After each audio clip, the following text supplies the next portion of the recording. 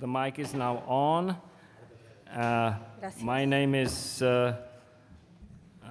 Michal Žantovský, and for the last 8 years I've been the director of the Václav Havel Library in Prague. And thank you, Rafal, for your introduction. You saved us some time. So I can delve immediately into resistance and solidarity, which is so great and infinite topic that I don't really know how to start, or I didn't know until I tried to map the territory for me and our panelists a little.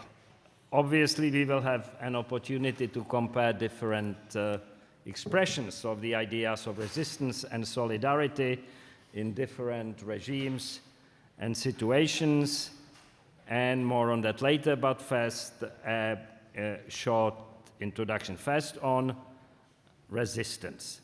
You know, when we speak about resistance, we usually speak about the big stories. We speak about the heroes and the martyrs of resistance, and it's important that we do, but we often have no time left for the smaller stories, and it is a task of historians to cover the various layers of resistance such as they evolved in history.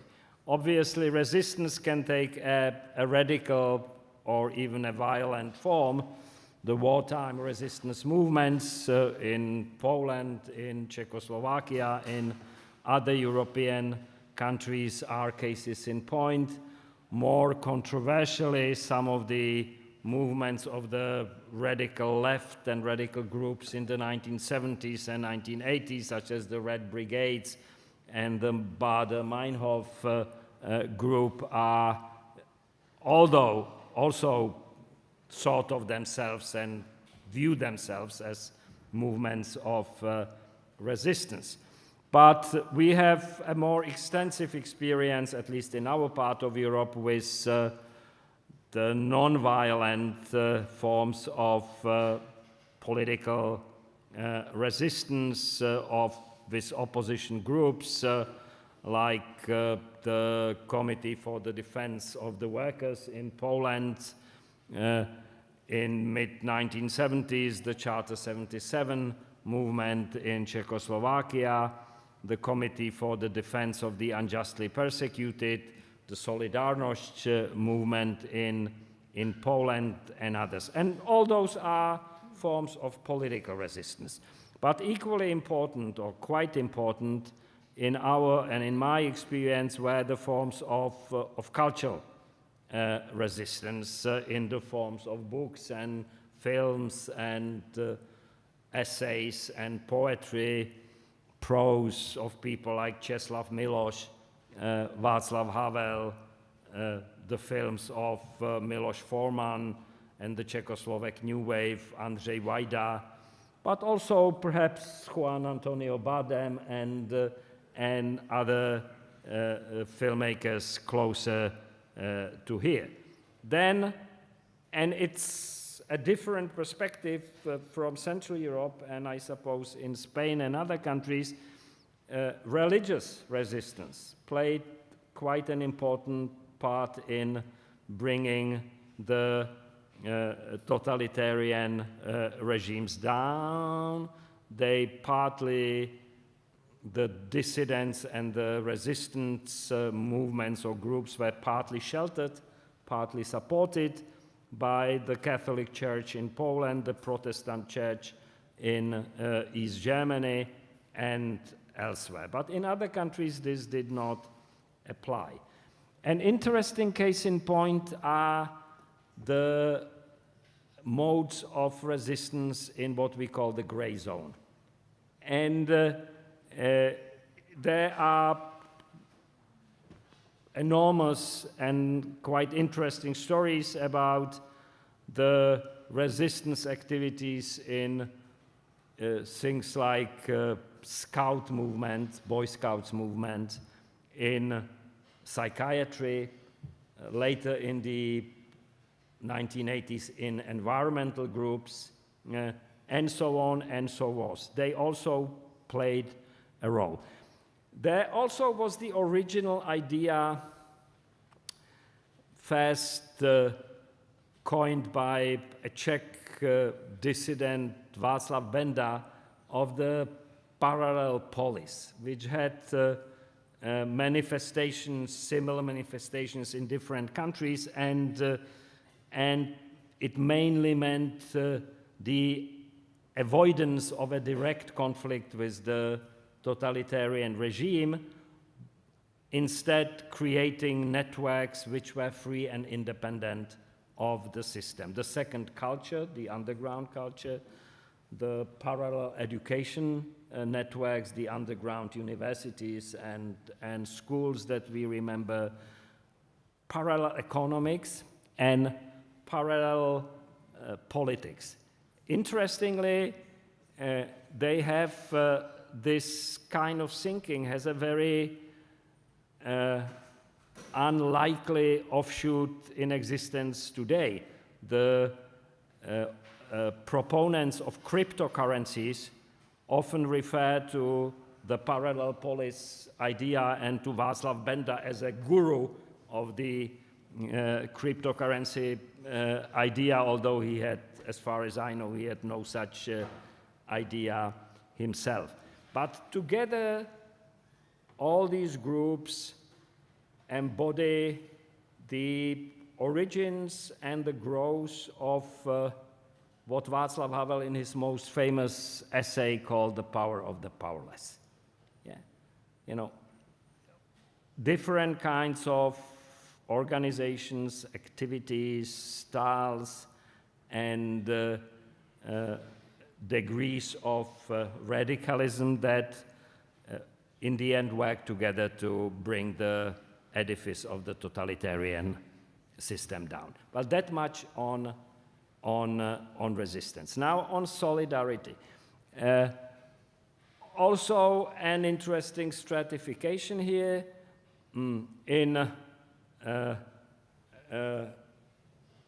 It seems that there are actually two types of solidarity. In evolutionary psychology, we speak of two types of altruism. One that we call the reciprocal altruism, which is a practical kind of solidarity based on the idea that if I help you today, or if I help the others today, you know, others are more likely to help me in turn. And then there is the second kind, the moral altruism. And this is, I think, very well illustrated by an idea of a Czech philosopher, Jan Patočka, sort of one of the first spokesmen for the Charter 77 and one of its inspirations, who spoke of the solidarity of the shaken. Yeah? And the idea of the shaken means an individual whose everyday assurances have been overturned by a deeply shocking moral experience, seeing other people suffer, other people killed, etc., etc.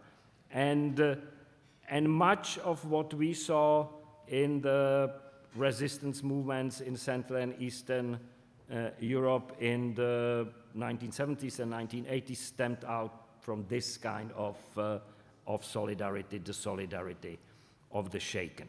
And the solidarity works across different lines and different borders. It works inside the societies. And in Czechoslovakia, for example, unlike in Poland, where the Solidarność movement was a massive,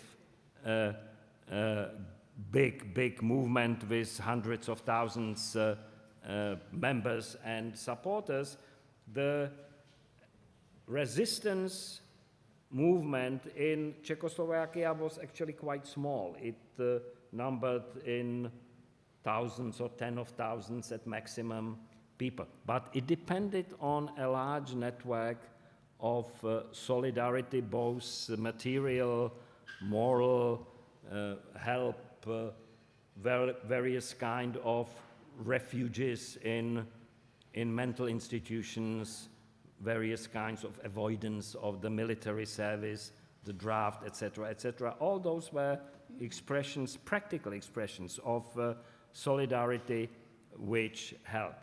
Then there was the solidarity between societies, between countries.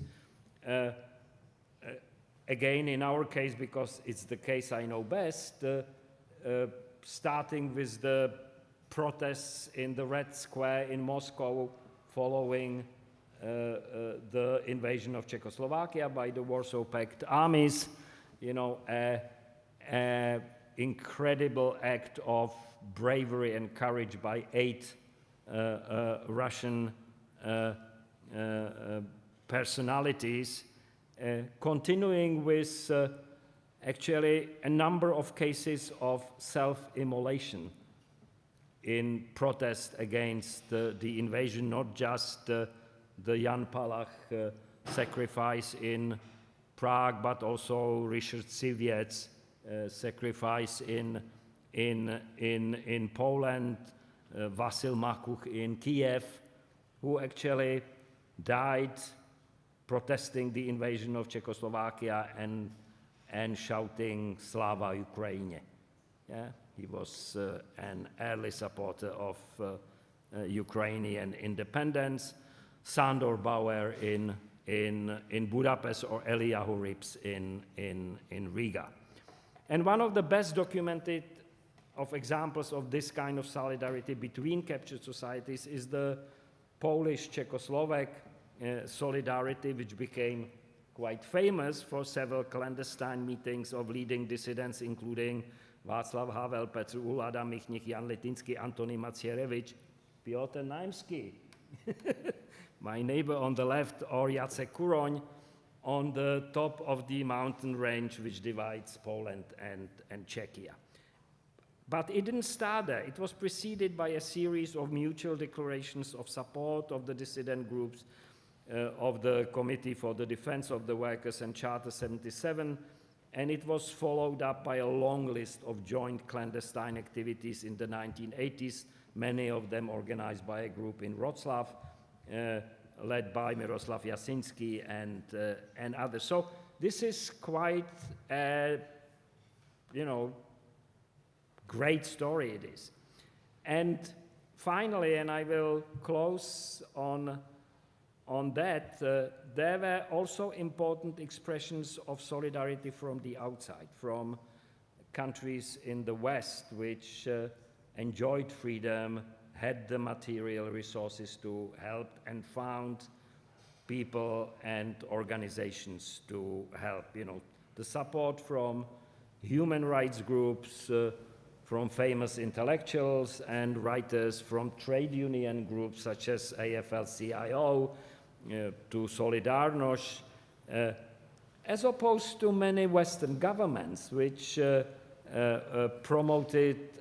that time promoted Détente and Ostpolitik and other policies designed to conduct business as usual with the communist governments, and it rings a bell at the present. And I think really this issue is becoming very topical in the light of the general failure of the West to support the opposition and the anti-war groups in Russia itself, because there must be, and there are, people like that in Russia, and thus enabling the Putin regime to persecute them, isolate them, and make them practically invisible. And I will end up with another idea in the legacy of Václav Havel, the duty to resist evil. The obligation, the moral obligation to resist evil, even if we are not ourselves directly affected by the evil. And this idea, in my mind, cannot be subjugated to an understandable but often self-defeating desire to making peace, even with people who are our enemies. So we have a lot to discuss in the next hour or so, and at the end of the debate, I will open the discussion to the floor, and we have two excellent panelists to do it. Dr. Carmen Magayon, the director of the Peace Research Center in Zaragoza, committed with the advancement of women through researching their contributions to two important fields, science and peace. And also president of the Spanish section of the Women's International League for Peace and Freedom. Welcome, Dr. Magayon.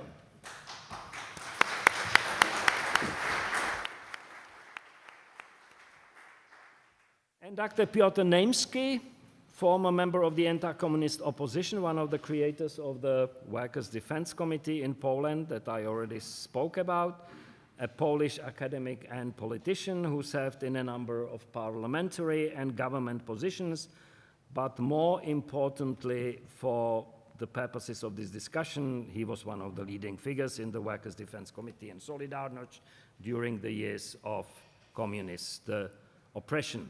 Obviously, our two speakers come from different vantage points and different perspectives, but that should make our discussion even more interesting. So let them speak for themselves. Piotr, you agreed to... Yeah, okay. So you must have made another arrangement in the meantime. Please, Carmen. Thank you very much. Thank you for inviting me to this conversation. Buenas tardes, good afternoon. I will speak in Spanish because my English is not so fluently enough. So I will speak in Spanish. My generation went through and experienced the latest years of Frankism at the university, and we were a generation who resisted. We resisted from clandestine political parties, and interestingly enough, and compared to my other members of the panel, is that here communism was prohibited by Franco, by the dictator. Therefore, we have to recognize that one of the groups who resisted the most was the members of communist parties. And then we didn't know anything about what real communism was, but we have to recognize this. And little by little, we discover what communism was. I was a student of physics, and the first time our generation learned that we belong to Europe and that we had a relationship of solidarity with the other countries of Europe was in the 80s, when we were united against the destruction imposed in nuclear weapons. During the 80s, my city, Zaragoza, who had a US military base, we felt threatened by a nuclear bomb. That was the madness strategy of ensure mutual destruction. And in Europe, there was a very powerful movement uniting the different countries in order to search for the end of nuclear weapons. That was the history of the position of different missiles in European floor with the capacity to reach quickly to the other extreme of Europe.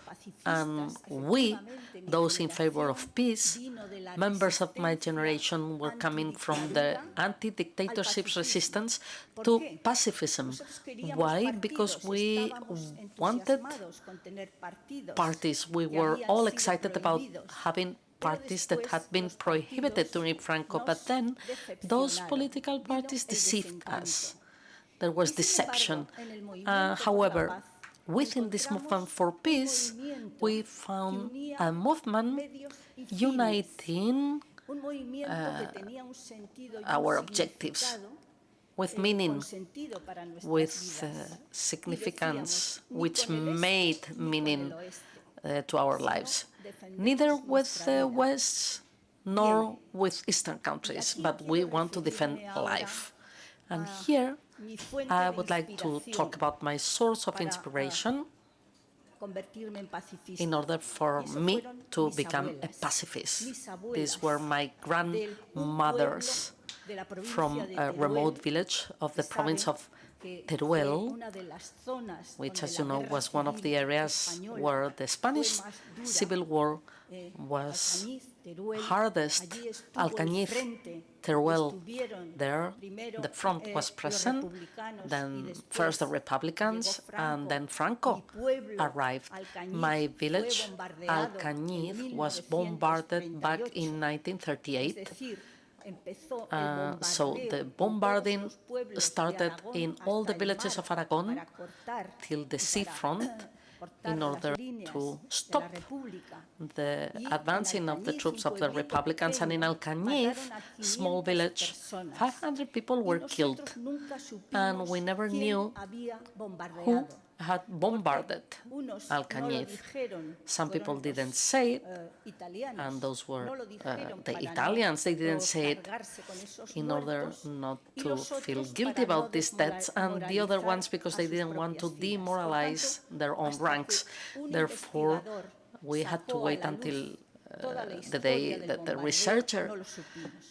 a researcher talked about this history of the bombarding of Alcañiz we didn't know. Let me go back to my grandmothers. One of the challenges for this type of symposiums is to recover the memory of women, and I would like to greet the exhibition of those women who contributed to building Europe that you had placed downstairs, but the memory of European women is much richer, and it's a memory that we can study from two different perspectives. From a negative perspective, all the suffering they went through, all the barriers they had to overcome in order to enter into universities, to access those rights that were denied to them, but also a positive perspective, how much they contribute with to history.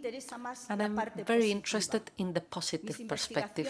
My research has been driven towards recovering the contribution of women to science and to the construction of peace. In fact, in this law of democratic historical memory here in my country, we are working in order to name some of the research centers, to name those scientific women who had to go to exile during the Civil War, and not only men, but the first Spanish scientist in the Republic that nobody knew about until we recovered them.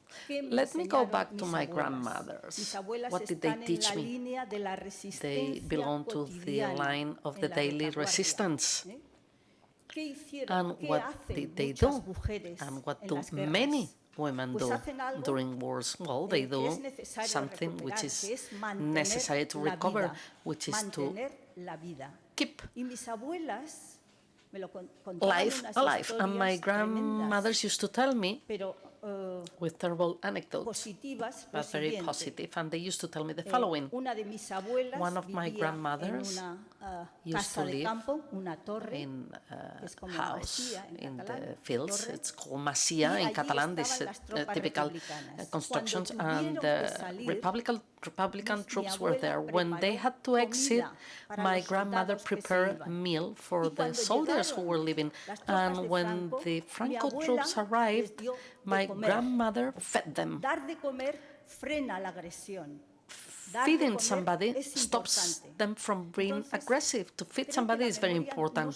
So I think that memory consists not only in recovering what the politicians and members of societies have been able to do, but also this memory of the daily life and what's important to recover. Therefore, this is a perspective from another paradigm, the paradigm which allows us to see different things. So my grandmother's paradigm was keeping life, preserving life, and this paradigm, let me now go back to a writer, Virginia Woolf, who taught us so much.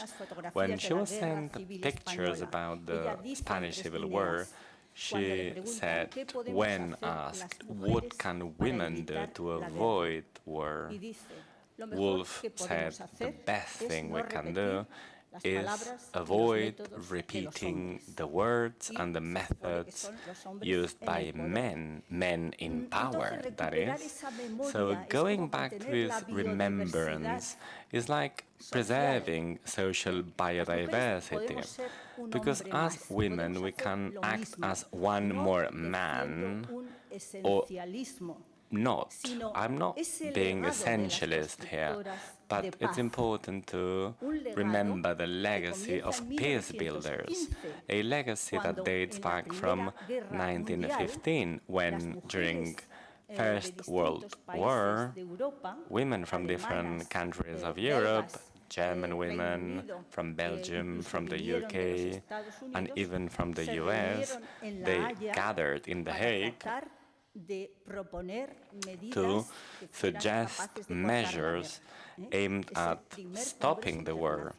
We're speaking about the first women conference where the International League for Women and Freedom was born. So men back then were killing each other, and women were capable of opening a dialogue. So this legacy, this capacity to overcome barriers dividing us is very important, because in conflict resolution theories, what matters the most is being able to criticize your own group and being able to engage with others. And I believe that the memory of European women has to be incorporated in the memory of resistance and solidarity. My grandmothers were illiterate. One of them was a self-made woman. She learned how to write and read. And the history of my family, again, is a dramatic one. One of my grandmother's siblings was assassinated during the Spanish Civil War, and others went into exile.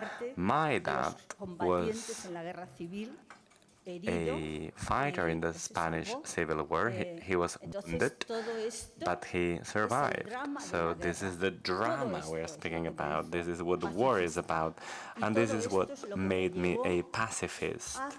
This is what brought me to be willing to recover the contribution of women to peace building and to science, because actually the first women who started reflecting about war and conflict from another perspective were the first judge of Germany, the first Dutch doctor, the first women who started carrying out a research about war from other paradigms.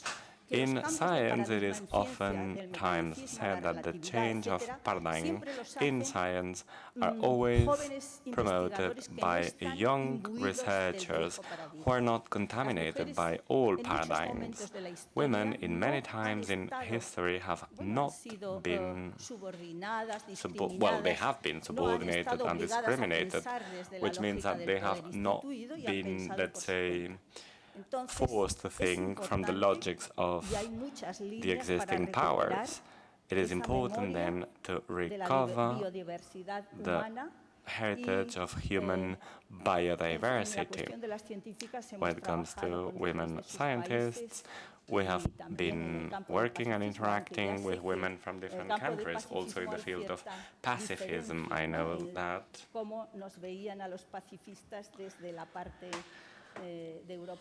In Eastern European countries, Western pacifism movements were seen in a, let's say, not necessarily positive way, but well, I'm going to leave it here. Thank you. Thank you, Carmen. This was wonderful, and I totally share your closing point. If it were not for the biodiversity, none of us would be here. So, and also, if it were not for the cultural diversity, which informs us from one end of the continent. Sorry, again. From one end of the continent to another. But I've spoke for long enough. Now is the turn for Dr. Piotr Naimski, I'm sorry, Naimski, and floor is yours.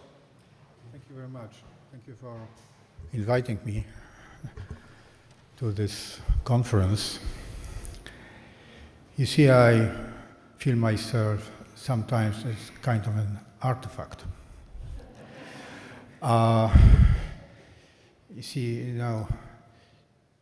50 years ago, more than 50 years ago, I was 17 when 68 happened.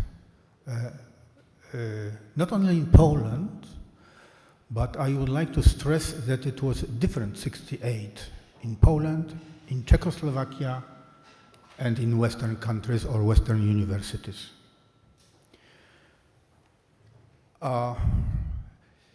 Let me touch one already mentioned important thing, the resistance background.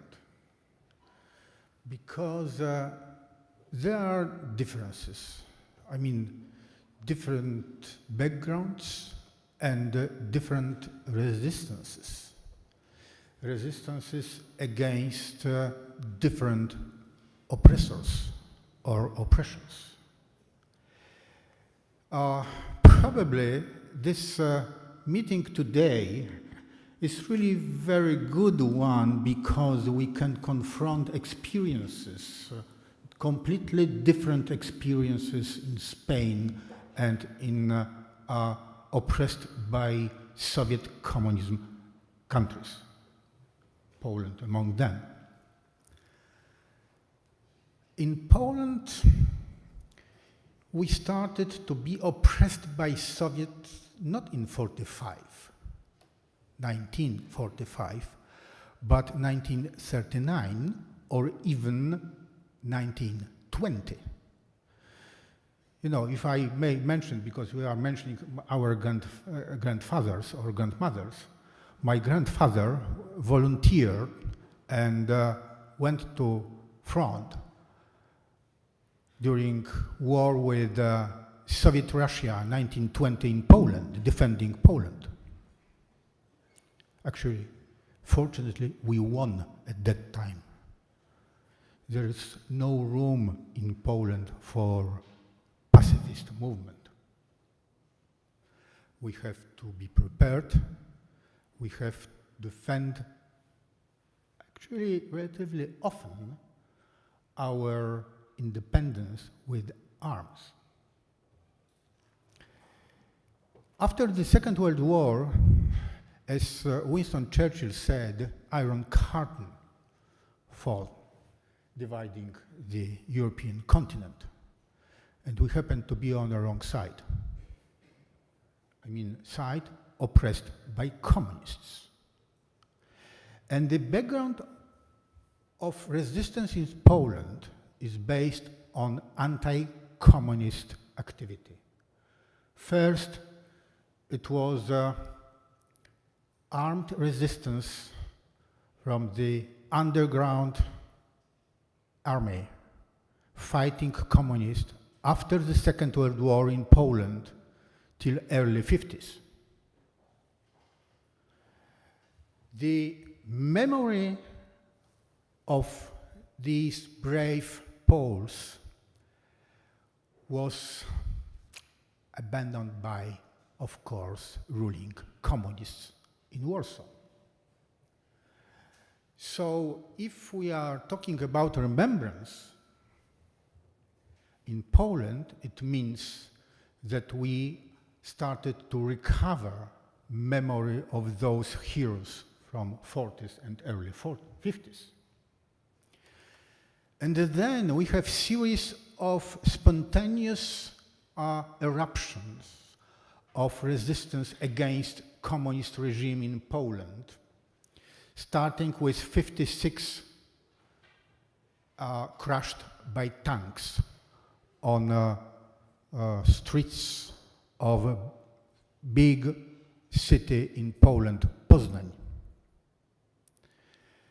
And then we had 68, which was the eruption of opposition among intellectual student circles against communist approach to the cultural heritage in Poland. Students, they fought for against censorship in Poland.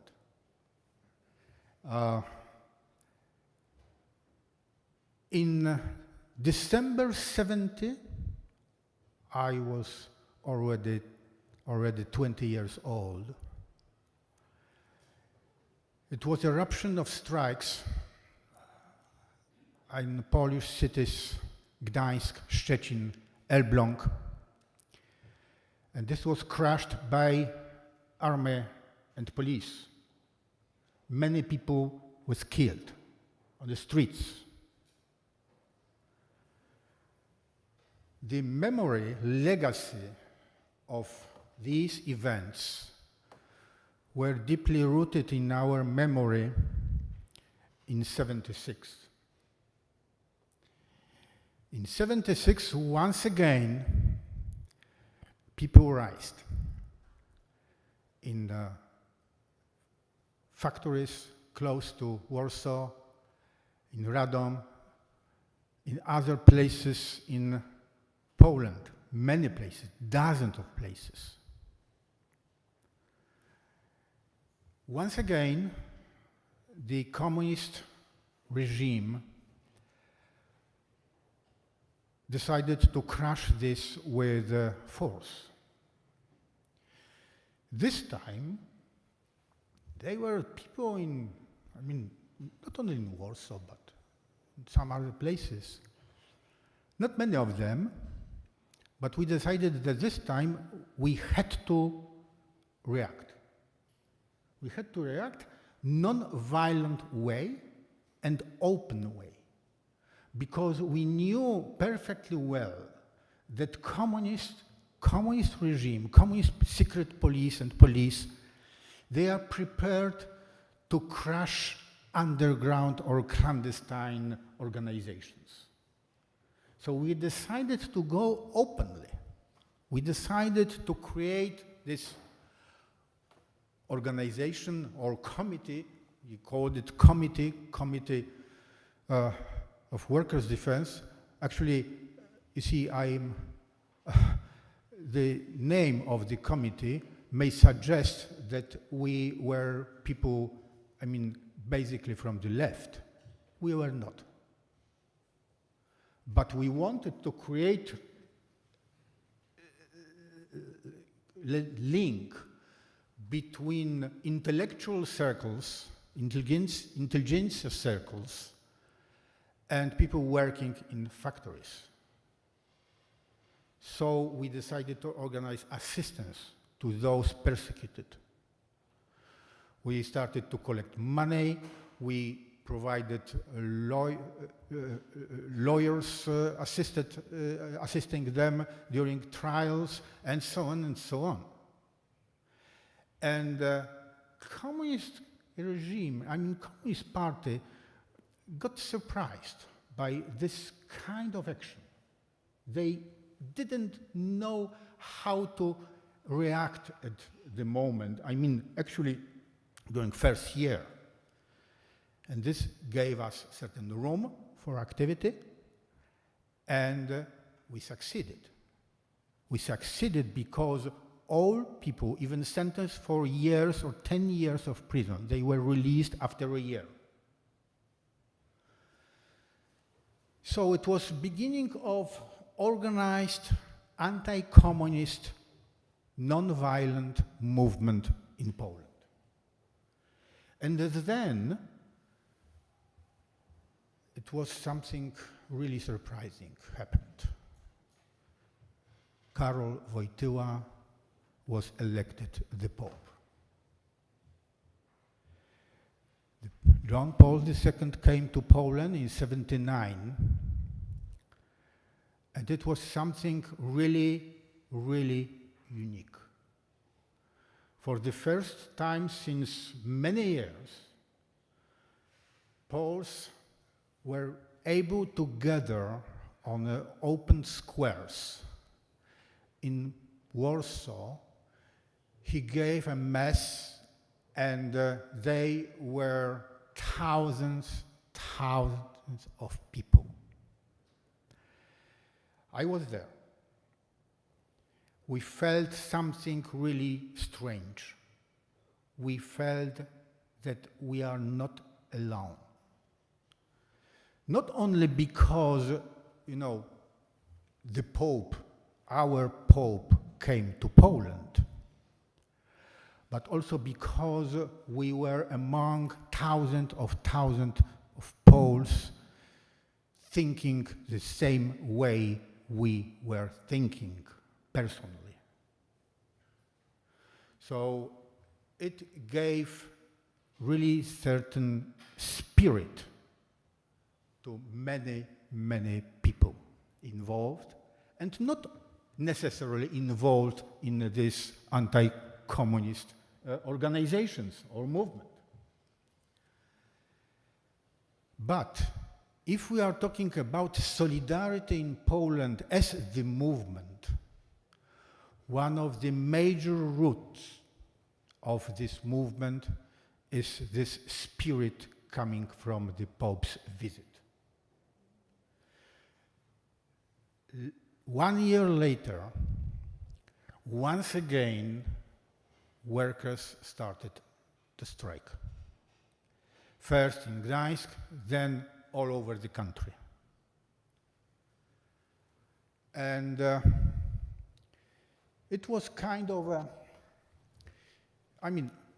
solidarity was, in the name of solidarity, name of the movement, was decided not during the strike, but after the victory, after the end of August 1980, when the authorities decided, differently than before, to rather negotiate and wait than to send troops. It was another victory.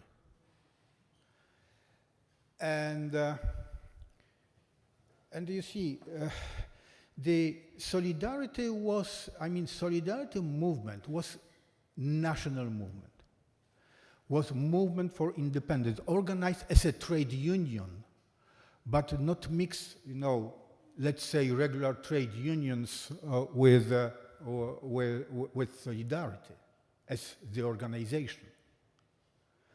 Solidarity at a certain moment in 1981 had almost 10 million participants. 10 million participants. So it was national movement resistant toward communists and fighting for independent Poland. Because independent Poland was something which was, described goal for the movement. Of course, bread is important. Salaries were important. But as important was demand for a mass, Catholic mass every Sunday on Polish radio, which stays till now at 9 a.m. And also, you know, same importance has demand of finishing censorship in Poland. And it happened then. So the resistance in Poland means today and meant for years before resistance against communism. Purely, point. So when we realized that, for example, mentioned by you, peace movements in Western Europe in the early 80s against crisis, American crisis in missiles in Europe, in Western Europe, we got to know very early that these movements consisting that with goodwill people, mainly, many of them. But these movements were maneuvered by Soviet agents, and it was proved after. So, you see, I mean, there are different experiences, different oppressors.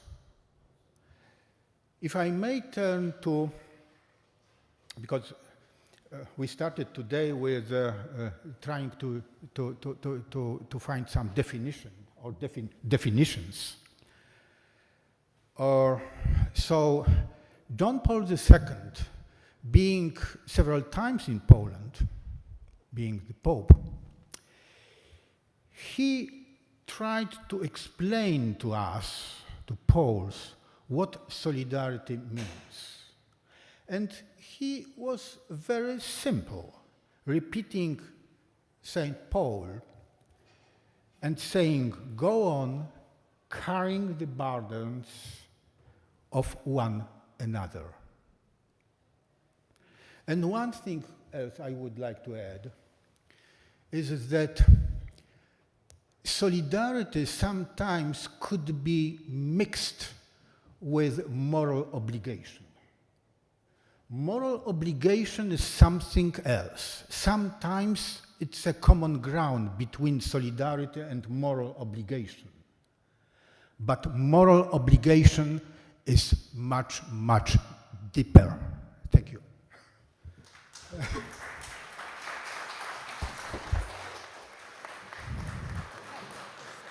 Thank you, Piotr, and thank you in particular for ending on this notes about morality, because I think this may be where the solution lies. Because on the outside, it looks like on the two sides of the panel, we have a considerable degree of difference and disagreement. For you, the communists were good. For us, the communists were bad. For you, the unilateral nuclear disarmament movement was good. For us, it was terrible, because if the West unilaterally disarmed, which the Soviets had no intention of doing, then, you know, you would be defeated, and we would be defeated with you, etc., etc. So, is there any way to reconcile these two perspectives? And already last night when we were having a dinner, I thought of a story, because all resistance and all solidarity is made up of stories that may suggest the common ground. There was a man named František Kriegel, born before the war in Czechoslovakia. He was a physician. He was a pre-war communist in the pre-war Communist Party, which did not have any power in Czechoslovakia. And in December 1936, he got up and joined the international brigades in Spain and fought on the front as a physician, achieved a rank of major, and after the defeat of the Republican cause, he crossed the Pyrenees to France, but could not go back to Czechoslovakia because it was already occupied by the Nazis. So he went to Shanghai and joined the Chinese army fighting the Japanese, and then he moved to India and joined the American army fighting the Germans and the Japanese there. After the war, he came back to Czechoslovakia. Regrettably, he was a part of the Communist Party that took over power in a coup in 1948 in Czechoslovakia, and he, for a time, had, some features and signs of a loyal Stalinist in the 1950s, but gradually he changed his mind about communism and became a reformist. And in 1968, he was already a leading reformist in Prague, and when the Soviets invaded Czechoslovakia in 1968, he was taken together with Alexander Dubček and the rest of the communist leadership to Moscow and was detained there. And he turned out to be the only member of the Czechoslovak communist leadership who refused to sign the protocol that basically gave up Czechoslovakia to Soviets, at which the Soviets said they would not let him go back, that he would disappear somewhere. And fortunately, the rest of the delegation refused to leave without him. He came back to Czechoslovakia, and he became one of the original signatories of the Charter 77, the resistance human rights movement that brought the communist regime down. A full circle, and that resonates with what Piotr said at the end about the power of morality, and what Václav Havel said about the obligation to resist injustice. What was happening for us from the perspective of my father, my ancestors in Spain in the second half of 1930s was injustice waged against an elected republican system. And what was happening to us in 1970s and 1980s was an injustice waged by a very cruel communist system in Central and Eastern Europe. But the morality of the story is the same. Yes, I want to say that we can find... Yes. I want to say that we can find a common ground if we go to deep experience of people. Because, for instance, church. For you, church was a way to liberation, to build this spirit of we are not alone. But for us, for Spanish people, church was this institution who blessing the dictatorship. So it's different. Probably because so many priests were killed by communists. Yes, one of the brother of my grandmother was shot by communist anarchists or whatever during the war. But I'm talking about the priests. Priest was a priest shot. Yes, was a priest. But I meant the institution of church was supporting dictatorship here. But what we have in common is that people were oppressed by communists or by the dictatorship 1 or dictatorship 2. So the common ground is fighting and resistance against dictatorship. And we were looking for freedom, and you were looking for freedom, and many ways to go to Roma. There are many ways to go to Roma, and your way was... You know where is the difference? One of the differences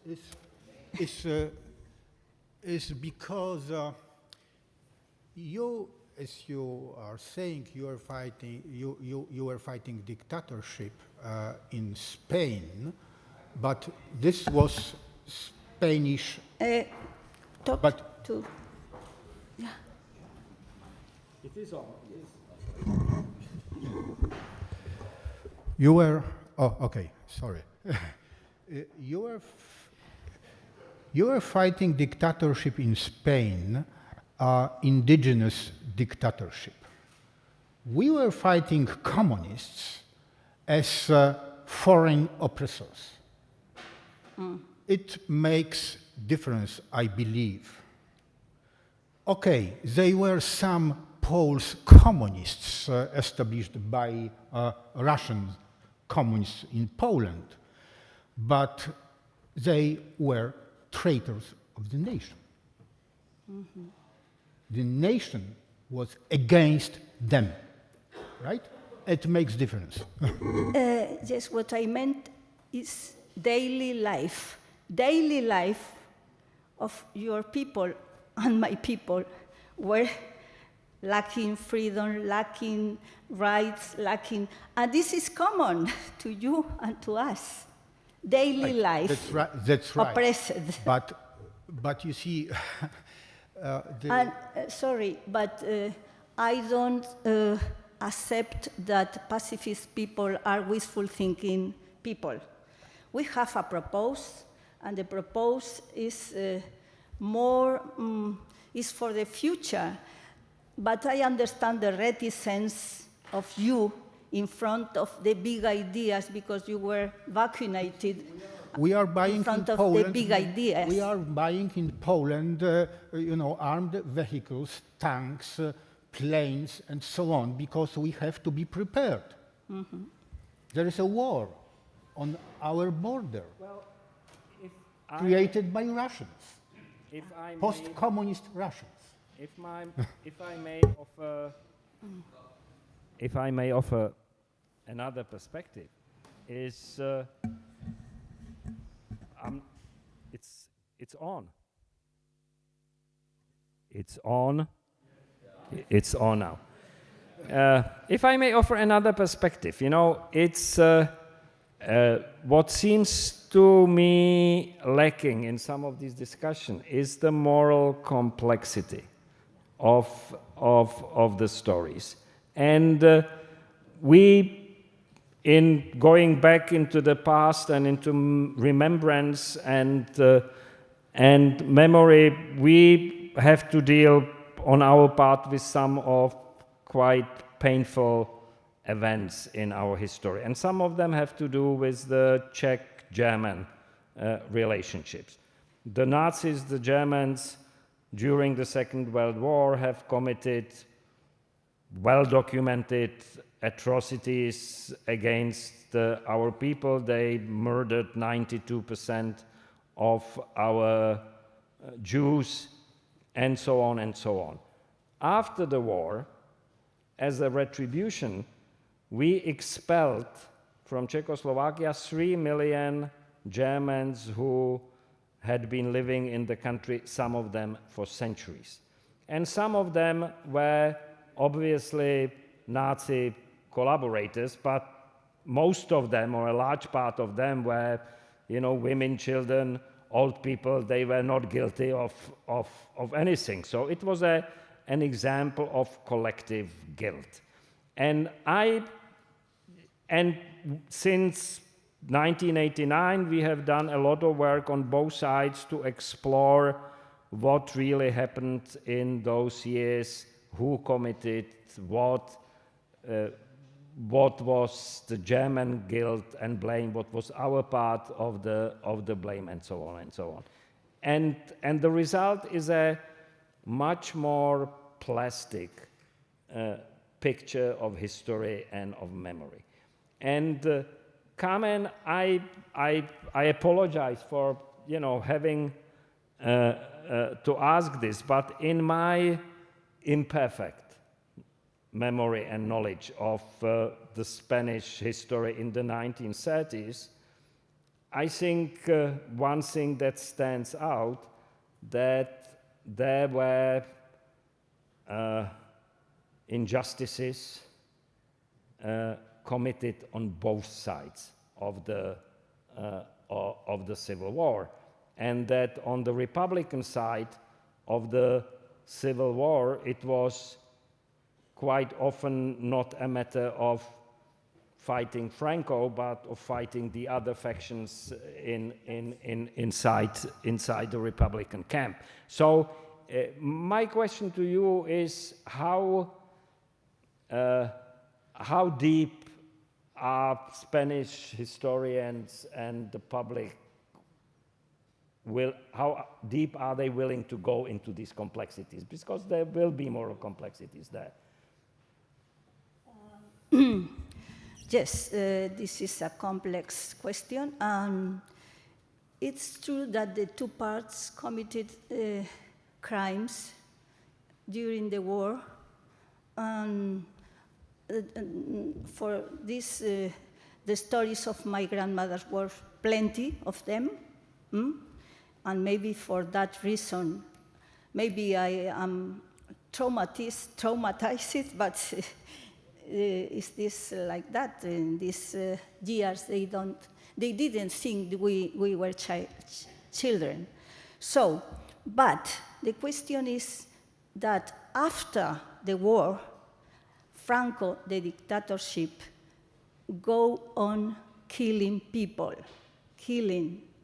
And after the dictatorship, after the war, there are many people who lost their position at the university. They have to go to exile, and they lost everything because only the winners of the war were in power. So. And it's true that in this country we are not override the trauma because we are again divided. And nowadays there are people who says that the República was the what you say, no? That the República was responsible for many things, and even before the war began in 1934, there are many positions. So, some people says that open las tumbas is the graves. Open the graves is open the wounded, the heridas, no? And it's this discussion because some countries, for instance, Germany, I think they have a common vision of the past. We don't have this common vision. I don't know what you think about. We don't have this common vision. We have to reconcile ourselves. But it's for this that I thinking from this legacy of these peacemakers, women peacemakers, we have to reconcile ourselves and with you and with everybody. And these days I went to a theater play in Madrid, as based in one thing from Federico García Lorca, La canción del primer deseo. Y the play reflects very well this. The play explained the shot of people going out of the mess of the church during the Civil War. And also, the play reflects how many people still don't have the body, the corpse of his family, of their family. But there are one scene, two mothers, they say, we are mothers. We have the same desire, is that this happen never more. So, and in this, it's for this matter that I always think that weapons will not save us. Weapon is not the solution.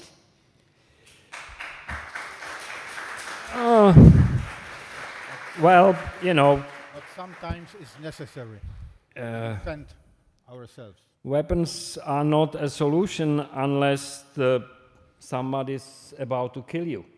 Then, you know, what can you do? No, I'm not going into that. I think it's...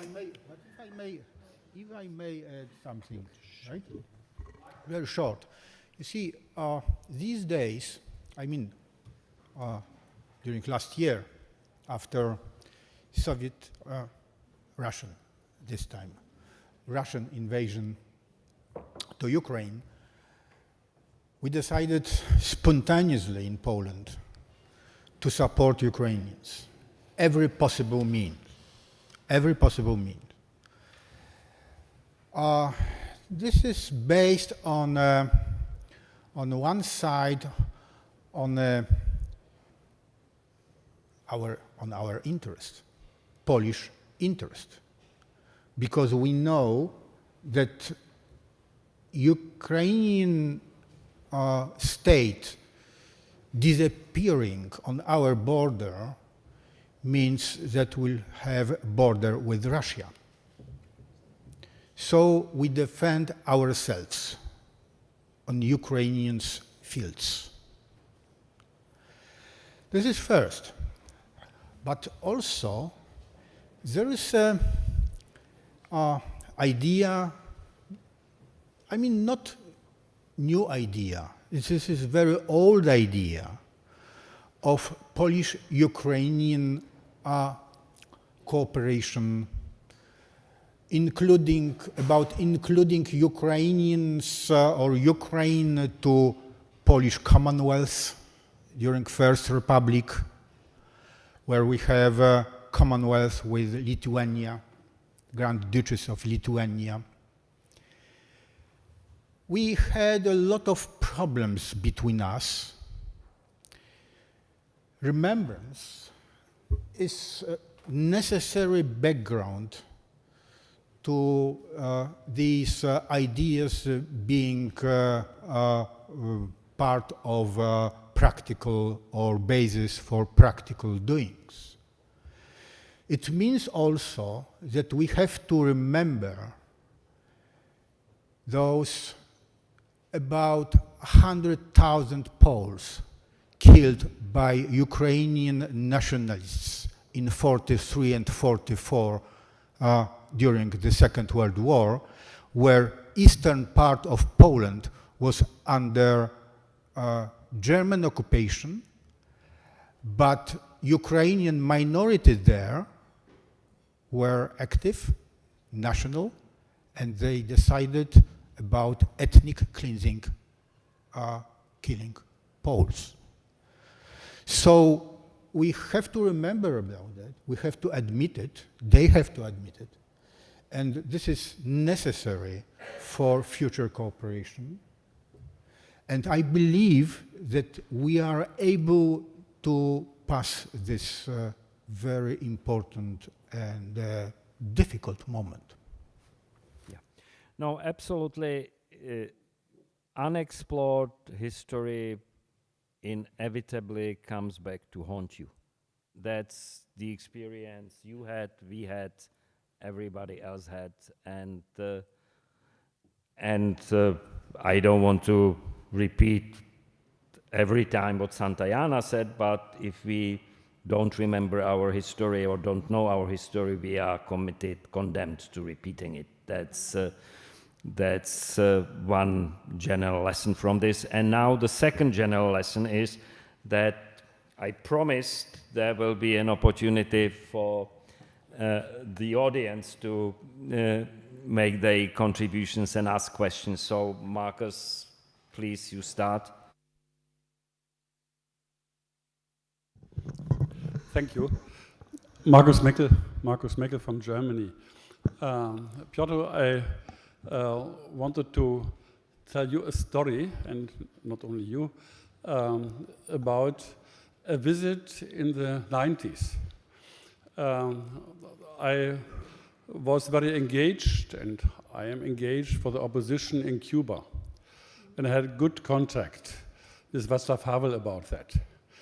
And then Václav Havel decided in the 90s that we should, he wanted to send a delegation from dissidents of Central and Eastern Europe to Latin America to convince the countries there and to understand better that Cuba is a dictatorship. Because very often in Latin America, Castro in that time was understood as a hero against the Americans. And so I was part of that delegation, and Jan Rummel and other were there. And there was made, the first day, we had a meeting and discussed what is our message. And we saw that we had a strong disagreement about Mr. Reagan. And that's why I come to that point. You mentioned it. For you, I think in Poland and even in Czechoslovakia and other countries, Mr. Reagan was a hero for freedom, you thought. I never. We saw, coming in East Germany, we had different position in that field. I think more similar to yours. That's why I raised that issue. And I told them, what is the view of the Latin Americans with Mr. Reagan? They had the experience that Mr. Reagan was supporting all these authoritarian systems, even with Chile, with Pinochet, even with the military dictator in Argentina. That was their view to Mr. Reagan. That was not your view. You lost this. But if you go to Latin America and tell them that Mr. Reagan is a hero for freedom, they ask you if you are right. And so I wanted to give you that point. It is not so easy with a different perspective, even in that time and even in that person of Mr. Reagan. So I think in the question of communism, we were together fighting against it. But in the question of a nuclear armament, that was not in every point the same and the case. I wanted only to mention that to make clear that it is much more difficult and much more differentiated. Thank you very much.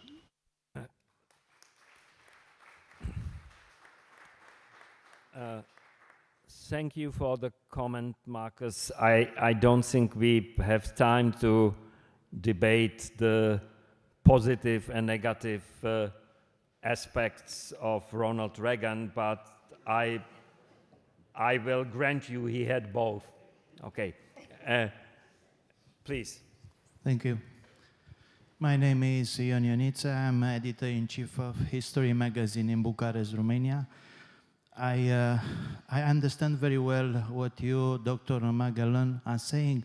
I understand your trauma and the trauma of Spanish Civil War. I understand very well what you are saying, Mr. Naimski. I'm coming from a former communist state, and I know the dictatorship of communism in Romania was the most atrocious. The last years of Ceausescu dictatorship. The Romanian Revolution was a bloody one in Romania. So I can understand your different perspective, but my question is, Mr. Dr. Magellan, have you seen a pacifist movement stopping an aggressor in history? In the First World War, in the civil Spanish War, in the Second World War, it didn't work at all. It encouraged aggressor. And on the other hand, I strongly believe the most important is to see who is the aggressor and who is the victim. In Spanish population was the victim of war, victim of dictatorship. In our countries, we the people were the victim of communist dictatorship. So when you see a woman attacked by a rapist trying to violate the woman is the victim. The rapist is the aggressor. And the most important for us, a moral thing for us, is to not be confused. Who is the victim and who is the aggressor? We have to stand against the aggressor and help the victim. Thank you.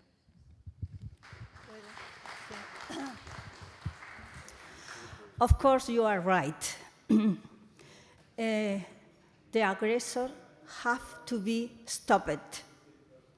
And I don't judge anyone who defends themselves, Ukrainians and anyone, even myself. If I were attacked, I have to acknowledge that I have to defend myself. But this is a question, and other is that to be in our mind that discourses build reality. If we always defend weapons, we never go out the weapons. So we have to understand the people who defend themselves, but maintaining our discourse as a way different for cooperating, for living together pacifically. And my question is, how many efforts are being made to build, for instance, a ceasefire or a negotiation? How many efforts? So we have to maintain the two discourses, not only defend to send weapons, And I said that in this country that we, during the civil war, the Republic wanted weapons, and Europe, the democracies didn't send weapons to Spain, no? But in this legacy of the Women's International League for Peace and Freedom, they didn't ask for weapons for the Republican Spain. They wanted that Germany and Italy didn't support the Franco's rebellion. So this is the coherence of one line of thinking, and we don't have solution. You are true. You are true. So this is true. But I want to maintain my discourse of pacifism. But as I say,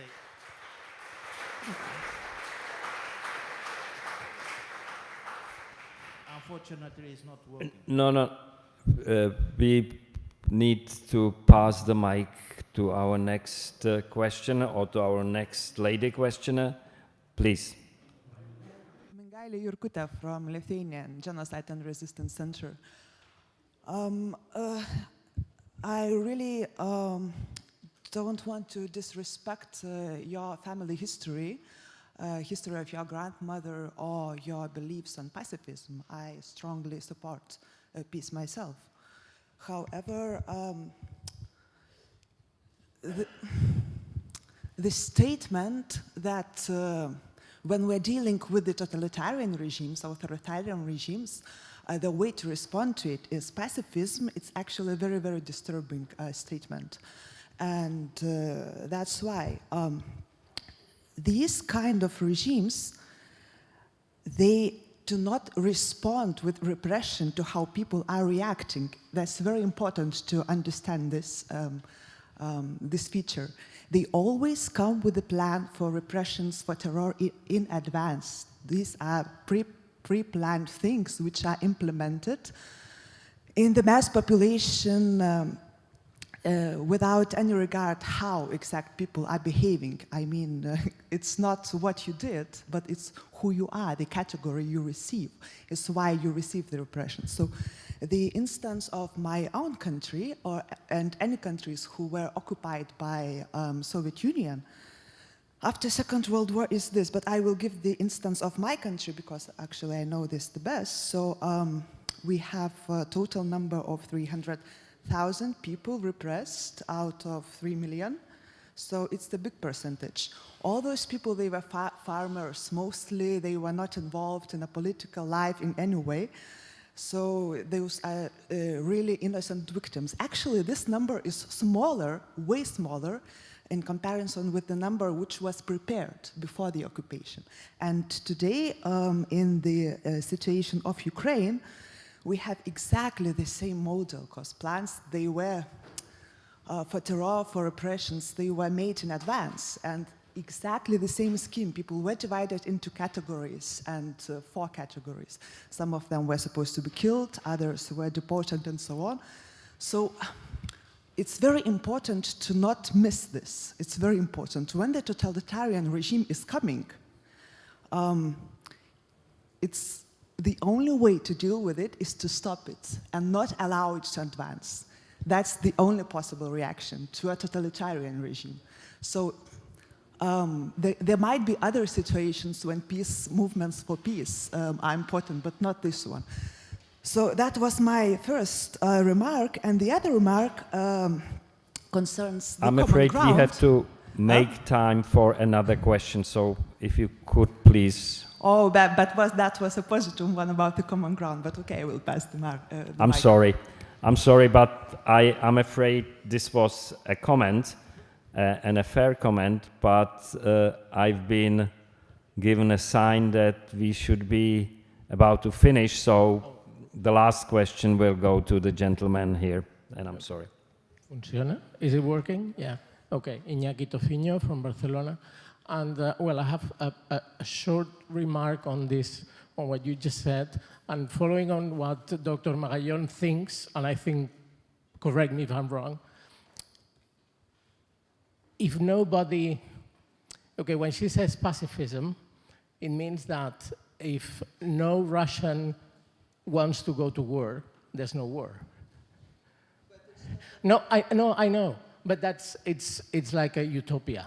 The idea of if nobody wants to go to war, there will be no wars, okay? So that's what I think you were trying to say, maybe.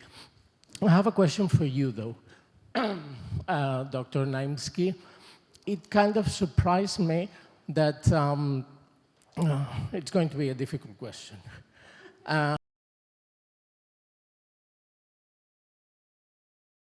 Who were communists, were traitors, you are actually, it reminds me of Francoists saying that people who were with the Republic were not Spaniards. They called them La Anti-España. So don't you think that your position kind of makes reconciliation impossible?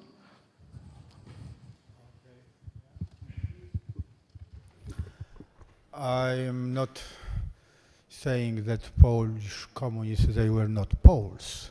Unfortunately, they were Poles. And I can also add that, you see, I don't know, I didn't meet any communist who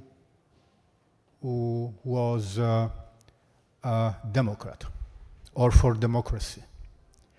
I met series of former communists, dissidents, who changed minds, and they became Democrats or patriots, Polish patriots. But to be communist in Poland was something in contrary to being Polish patriot. Let me one final remark on the gender aspect of the war.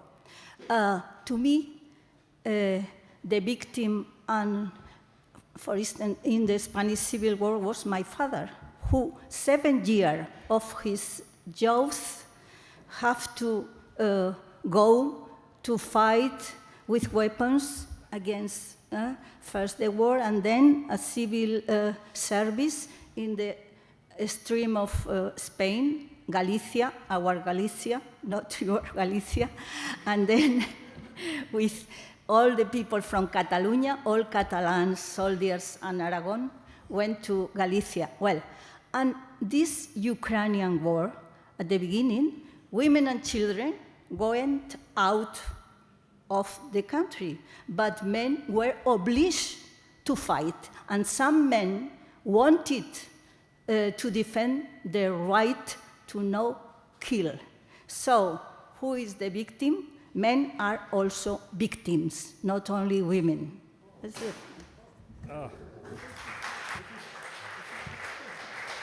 Well, I acknowledge that there may be a case of such men who did not want to fight, but we have very little documentation of that. Well, this is the future. I mean, the future is next. But I will end on, and Piotr will forgive me, on, another point on historic complexity.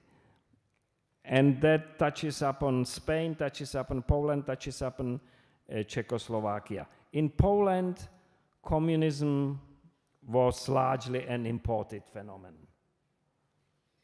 Poland was not an industrial country at the end of the First World War, and it did not have a massive communist movement.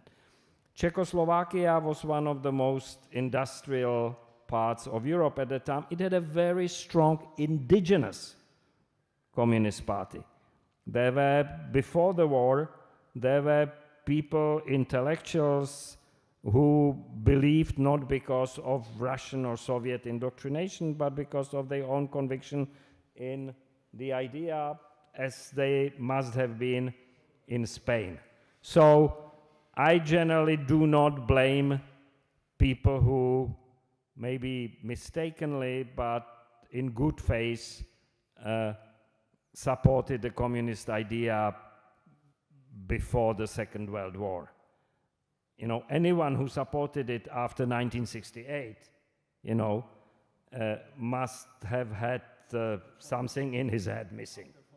Or after 45, after 56, after 53. Yeah, okay. So we agree on that, and it's wonderful to end up on a note of consensus. Thank you very much. You were a wonderful audience, and thank Dr. Carmen Magallon.